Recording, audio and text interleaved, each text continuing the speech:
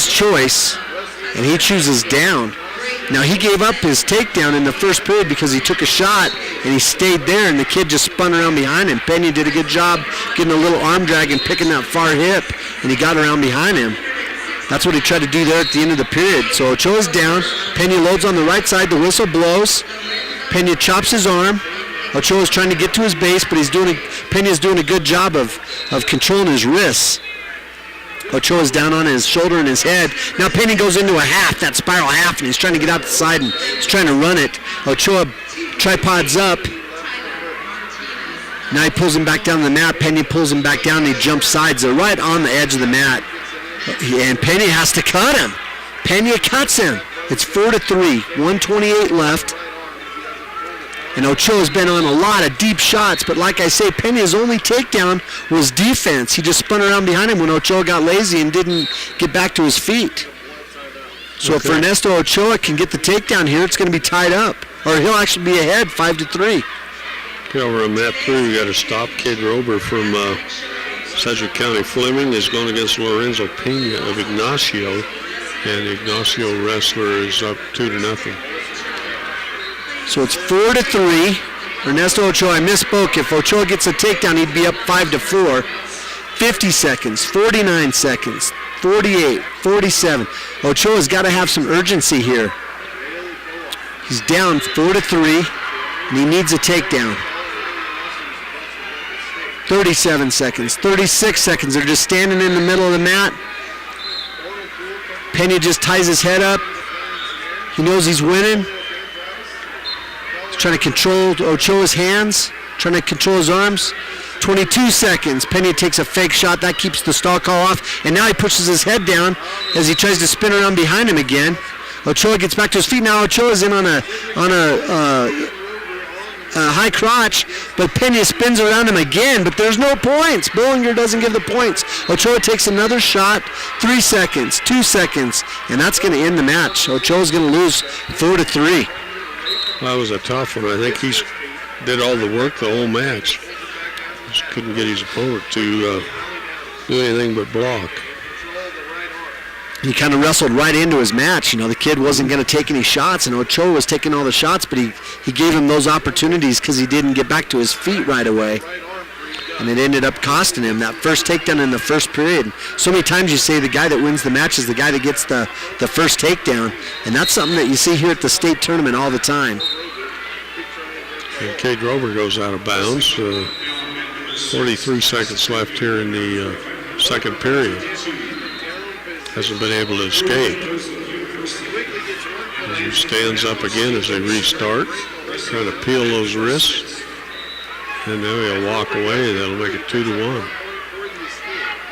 30 seconds of counting here in the second period. Well, they're giving some hard pummeling out there, grabbing the back of each other's necks, and the heads are bouncing around. There's a shot. Rober sprawls away from it and gets a whizzer in there trying to fight off this single leg by Lorenzo Pena. And Pena's got him down for the takedown right at the edge. That'll put Pena up 4-1. Anybody that's been down here to the state tournament probably remembers that the Ignacio coaches always like to dress different. This year they got their hair dyed red. One's got a red afro and the other one's got a red mohawk. So it fits right into the Ignacio tradition. It does, huh? Okay. Then we'll go to the third period with Cade Rober down by 3. Excuse me, into the second period. I guess we had so many stoppages. So we'll just go to the second period. Rober will take the down position.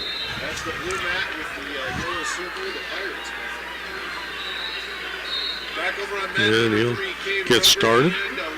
Stood up, trying to peel the wrists. He gets lifted up by Lorenzo. Lorenzo picks him up and dumps him right at the far edge. Rober gets the elbows out, builds a base. And Lorenzo Pena staying parallel with him. The official's going to stop it and start blood time again on Lorenzo Pena. Wyatt Fowles next up on mat 6 at 152 pounds over on the 3A side. We better get that bracket out here. Clean up blood over on mat 3. The match before foul is going to have the Addington kid from Florence. Remember, his big brother was a 3-time state champion, really good Granby roller. So it's going to be a good match to watch before that. That brings back some good memories of some tough tournaments for Brush. You know, when the Florence team was one of the top 3 or 4 teams in the state. And foul will take on Keenan Mansker, a sophomore out of Olathe. So it'll be sophomore against sophomore. Mansker with 27-13 record, White foul 37-12, both sophomores. So we're getting that pretty white WC mat cleaned up over there. Match number 63, mat 1. Kid Rober's set to go. And we're underway. Rober trying to come up off the bottom. And gets to his feet, trying to walk and peel away, spins, and trying to break loose, and Pena going to dump him out of bounds. And Rober rushes back to the center, and he's set to go. That Pena's strong, boy. He's physical. He gets a hold of your hands, and Rober's just having a hard time being able to clear his hands and free himself. To his knees, but can't come up. And Pena sets up a tilt, rolls Rober over. But good job by Cade Rober getting back to his base. So Pena's trying to put that rooster tail in, and doesn't make that work. Pena should be getting dinged for stalling here in a little while. It's just staying parallel. Hasn't got out to the side and done anything for about 10 seconds at least. He's trying to work an arm out, or far side arm. The left arm we can't see.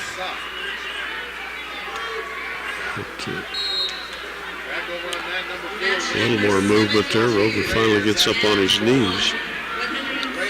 Pena throws in a grapevine, but Rober caught that foot on the way by. Gets him a little high, trying to buck him off. Just trying to back out of there. Pena sags back. Rober trying to stand up with him a little high. Needs to buck him off there. Trying to reach up and hook that old high bridge. His Pena's a little high, but he brings him back down to his knees. Rober caught underneath. I don't think we're getting any stall calls out of this referee, but that'll be it for this period. We'll go to the third period. Be Pena's choice. That's Billy Ernst down there. He's the referee, and he usually doesn't hand those stalls out too much.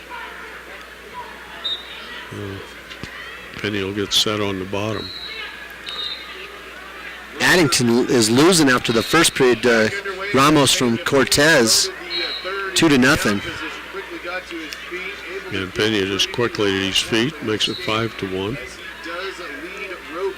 And that's on the 2A side at 160. Cade Rober from Sedgwick County Fleming and Lorenzo Pena Ignacio. And is Mat 6 we're waiting for, isn't it, for foul?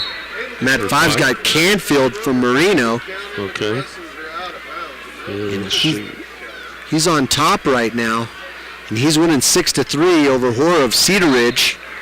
That's clear back at 145 pounds on the 2A side. Yep. 30 seconds left in the first period. Canfield's got an armbar on the left side. Trying to grab that far wrist.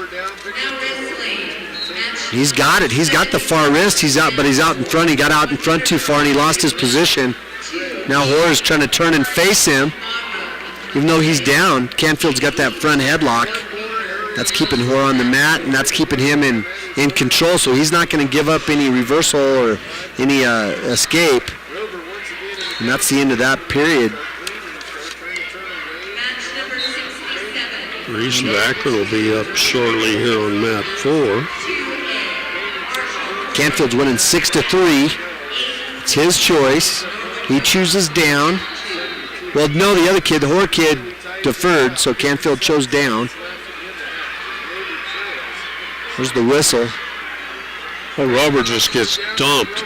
Kind of one of that Saunders throw right into a headlock, and Rober's on his back trying to fight off the pin. You're talking about that strength. You don't see somebody get thrown like that. Yeah, that kid's got some He-Man strength. And you can tell by the way he's built, just squatty. So Canfield now he turns and faces him. Hoare's able to control his toe as Canfield tried to turn and face him, but he wasn't able to get the escape. They went out of bounds. So now Canfield's set again. Again, he's up 6-3 with 1 minute and 33 seconds left in the second period. The referee said that there was another whistle on another map. That's what caused the false start, so he resets him. Hoare gets on top on the left side. Canfield doesn't really do anything. Hoare goes into a near side cradle attempt, and now Canfield gets to his feet as he tries to pull his arm off his head. Now he's able to do that. He's able to get the Cedar Ridge wrestler's arm off the top of his head, and so he's pressuring back into him. He's got a whizzer as the Cedar Ridge wrestler drops down to a single leg. He's got a hold of his right leg. He tries to get the single, and now he reaches up and goes for that near side cradle again. And I'll tell you what, he's dangerous. You don't see that very often, kids that just hunt that near side cradle like that. Okay, over here on mat 3, it's 12-3 for Pena from Ignacio. And he about had the pin, but he gives his opponent up. I think he's trying for a tech fall or something. Went over bear hugged Cade Rober, dumped him to his back, but then he ended up mellow. Nice throw attempt, not a good throw attempt by Cade Rober. Desperation move here for short time here with 3 seconds left. And it'll be Lorenzo Pena with the major decision. I think that's 14-3. So Canfield gets a reverse. He's up 8-3, puts a leg in, and he goes for a spladle.